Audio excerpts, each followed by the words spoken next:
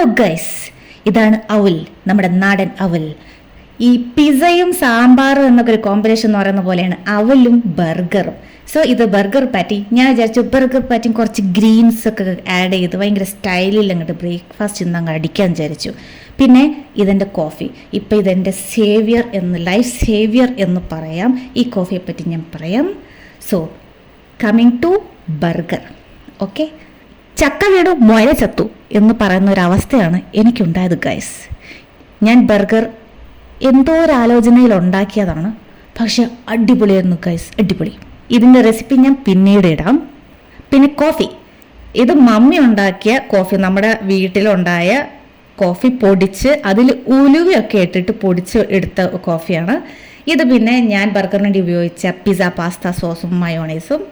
So coffee, ഈ coffee കുടിക്കുമ്പോഴാണ് ഇപ്പോൾ എനിക്ക് ഒരു സമാധാനമുള്ളത്. എൻ്റെ വർക്ക് എന്ന് പറഞ്ഞാൽ അത്രയ്ക്ക് ടൈറ്റാണ്, ഭയങ്കര ഹെവി വർക്കാണ്, ഒരുപാട് വീഡിയോസ് ഇടണമെന്നുണ്ട്. സോ ഐ ഹോപ്പ് നിങ്ങളും ബ്രേക്ക്ഫാസ്റ്റ് കഴിച്ചു എന്ന്. പിന്നെ ഇതെൻ്റെ കറിവേപ്പില ഗൈസ്, എൻ്റെ കറിവേപ്പില പൂത്തു ഗൈസ്, നല്ല മുല്ലപ്പൂവിൻ്റെ മണമാണ് ഇപ്പോൾ ബാൽക്കണി തോന്നിട്ടുണ്ടെങ്കിൽ.